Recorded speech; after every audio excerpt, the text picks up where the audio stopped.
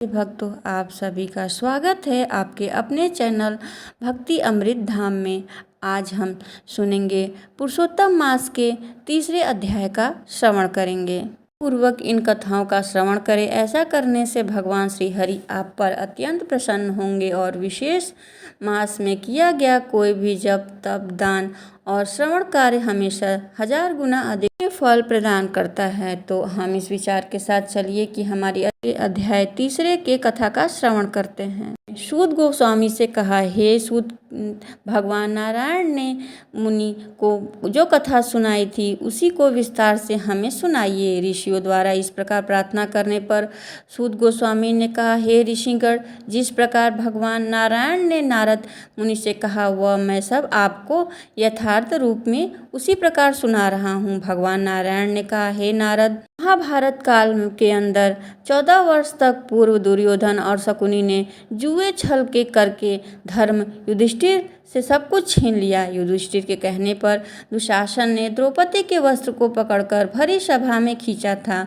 तब भगवान श्री कृष्ण ने उनकी रक्षा की थी। उसके उपरांत प्रतिज्ञा के अनुसार सभी पांडव राज्य को त्याग कर वन में चले गए। उन वनों में पांडवों ने अनेक कष्ट उठाए। उन दुखी जनों को देखने के लिए एक बार भगवान श्री कृष्ण ने स्वयं काम्यक वन में पधारे। जैसे ही सभी पांडवों के समीप भगवान श्री कृष्ण के दर्शन किए, ऐसा लग रहा था मानो सबके प्राण वापस लौट आए हों। वे अत्यंत विफल होकर भगवान से मिले, उनके चरण कमलों को प्रणाम किया, उनका उचित अतिथि सत्कार किया। द्रौपदी ने बार बार भगवान के चरणों में शीश नमाया। उस वक्त भक्त वत्सल विश्वात्मा भगवान श्री कृष्ण के इन पांडवों के दुर्दशा को देखकर अत्यंत दुखी हो गए। धृतराष्ट्र के पुत्र दुर्योधन आदि को भस्म कर डालने की इच्छा से उनके अंदर क्रोध प्रकट होने लगा। पांडवों में से एक अर्जुन भगवान के इस प्रकार के वित्सव स्वरूप को देखकर कांप उठे। तब स्वयं युधिष्ठिर महाराज ने सभी भाइयों के साथ द्रौपदी के साथ मिलकर भगवान श्री कृष्ण की पूर्ण प्रेम और श्रद्धा से स्तुति प्रारंभ किया। उनके द्वारा स्तुति किए जाने पर भगवान श्री कृष्ण का क्रोध शांत हुआ।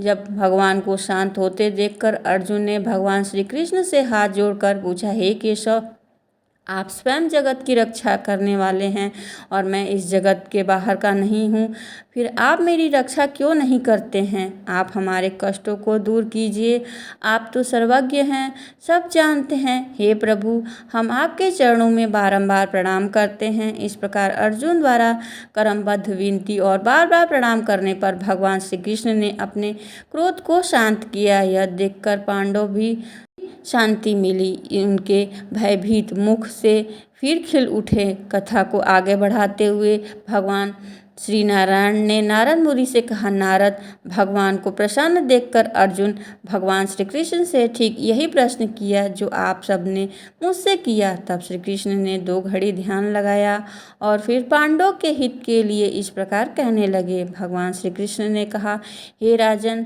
आपने यह अनोखा प्रश्न किया, उत्तर देने में आपको समर्थ पाता हूँ। चैत्र मास के मास पक्ष की याम त्रियाम ऋतु मुहूर्त उत्तरायण दक्षिणायन वर्ष के परत अंत और इन सबसे परे नदी, झील, कुएं, बावड़ी, पल्लव, निर्झर, लता वृक्ष, औषधि वृक्ष, वास वृक्ष, वनस्पति, पुरग्राम, नगर, पर्वत आदि सबके सब मूर्तिवान स्वरूप में हैं।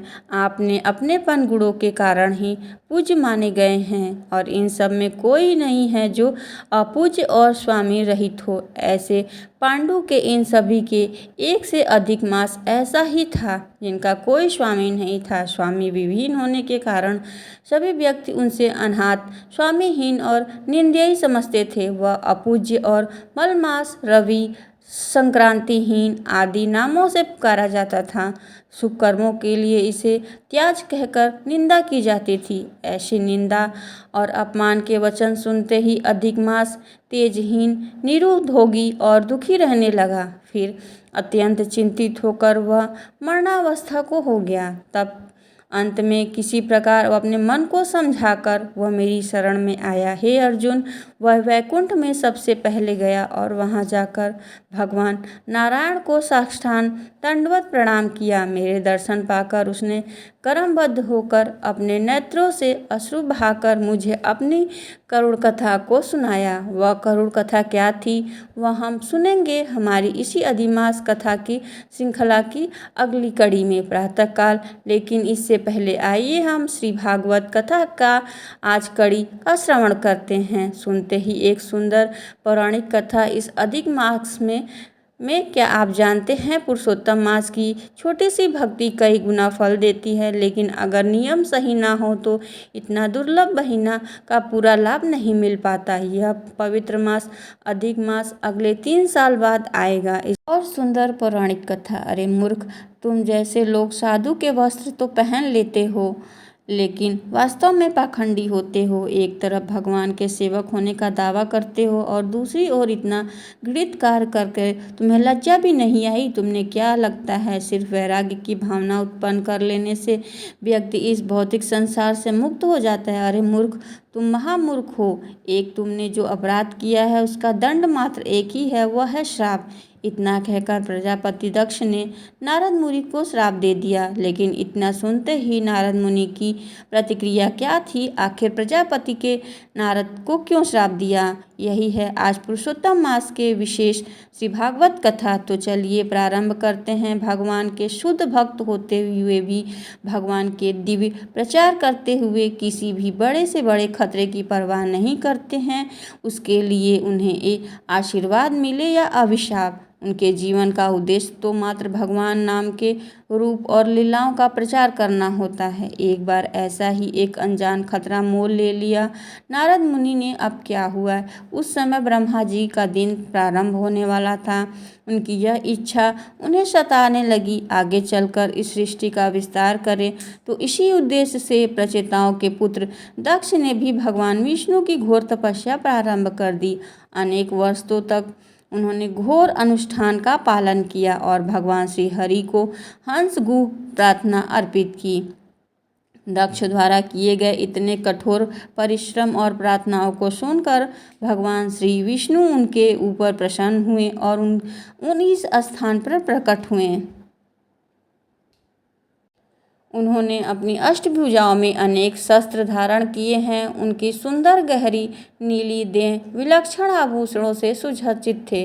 श्री हरि के पीछे नारद मुनि तथा देवराज इंद्र सहित अनेक देवतागण उनका स्तुति गा रहे थे। भगवान का ऐसा रूप देखकर पहले तो दक्ष घबरा गया, फिर किसी प्रकार उन्होंने हिम्मत जुटाई और अत्यंत आनंद पूर्वक भगवान को प्रणाम अर्पित किया। यह दिव्य प्रेम आवेश में दक्ष कुछ बोल नहीं पाया, लेकिन भगवान तो उसके मन की बात जानते थे ना।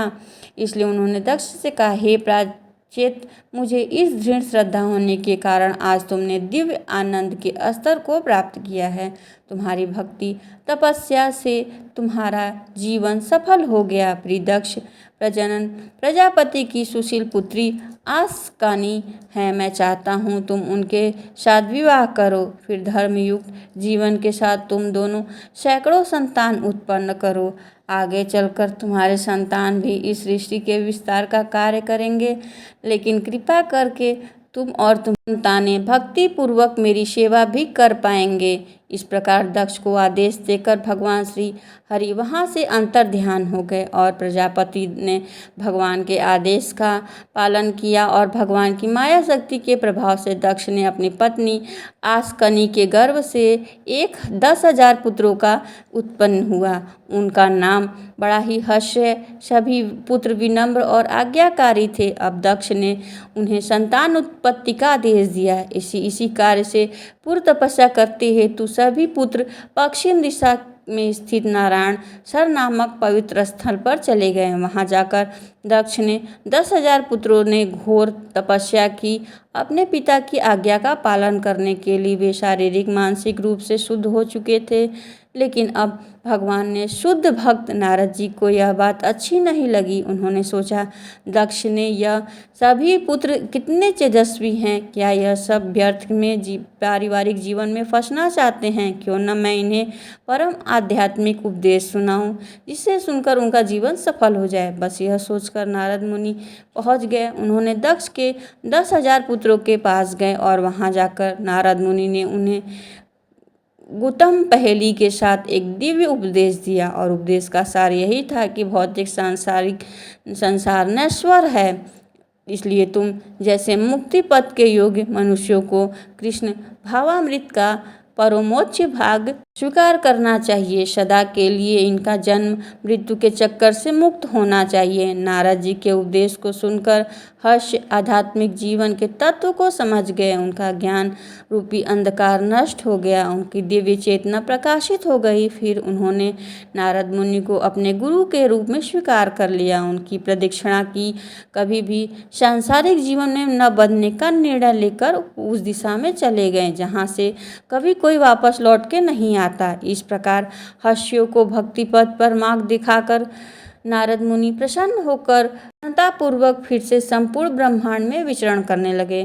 कुछ समय बाद उन्होंने दक्ष के पास जाकर यह सूचना दी कि उनके पुत्र परम आध्यात्मिक मार्ग पर गमन कर चुके हैं, इसलिए वे आपकी संतान उत्पत्ति की इच्छा हेतु वापस नहीं लौटेंगे। यह सुनकर दक्ष अत्यंत दुखी हो गया, लेकिन ब्रह्मा जी ने किसी प्रकार उन्हें आश्वस्त किया। तत्पश्चात दक्ष ने अपनी पत्नी 5 गजनी के गर्भ से 1000 पुत्र को और उत्पन्न किया। उन्होंने उसी प्रकार संतान उत्पत्ति का आदेश देकर तपस्या करने हेतु नारायण सर भेजा।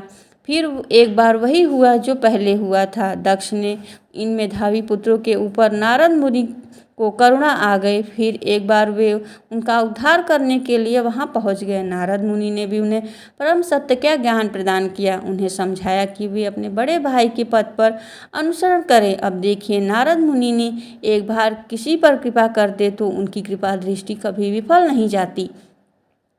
तो बस दक्ष के यह 1000 पुत्र ही अपने बड़े भाई की भक्ति सांसारिक जीवन की इच्छाओं को त्याग कर वैराग का मार्ग स्वीकार करके उसी पथ पर निकल पड़े। यह देखकर नारद मुनि बड़े प्रसन्न हुए, लेकिन इस ओर दक्ष प्रजापति जो कुछ अपशगुन दिखने लगे। ऐसी बातें छिपाई कहाँ छिपती है। तो बस उन्हें इधर उधर से समाचार मिला कि पुत्रों का दूसरा दल भी नारद मुनि की बातों में आकर वैराग्य पथ की ओर चल पड़ा। यह सुनकर प्रजापति दक्ष को बड़ा ही क्रोध आया और शोक भी हुआ।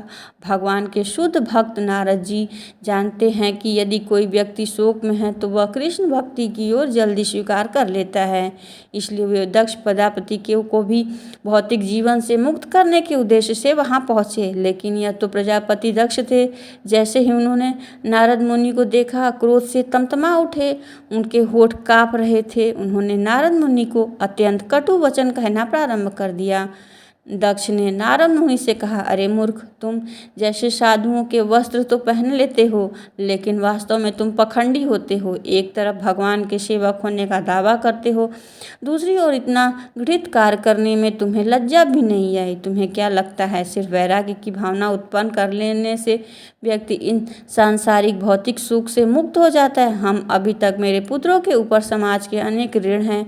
इस वैदिक पद पर उन्हें भ्रमित करके इस जगत के परलोक तुमने उनकी प्रगति को बाधित किया है। तुम मेरे निष्पाप बच्चों को अकारण ही भ्रमित करके मुझे अत्यंत गहरी ठेस पहुंचाई है। इसलिए मैं तुम्हें श्राप देता हूँ कि भले तुम संपूर्ण ब्रह्मांड में भ्रमण करते रहो, लेकिन तुम्हें कभी तुम्हारा घर नहीं होगा। जब नारद ने यह श्राप सुना तो वह मंद मुस्काए। उन्होंने कहा, बाढ़ अर्थात ऐसा ही होगा। अब देखिए, नारद मुनि के अंदर दक्ष का प्रति श्राप देने की क्षमता थी, लेकिन उन्होंने ऐसा नहीं किया क्योंकि वे सहनशील दयालु साधु थे। इसलिए उन्होंने भगवान की इच्छा रूप के स्वीकार किया। एक बार फिर भगवान के शुद्ध भक्ति भक्ति का प्रचार करने के लिए निकल पड़े। ऐसे ही तो होते हैं सच्चे भक्त।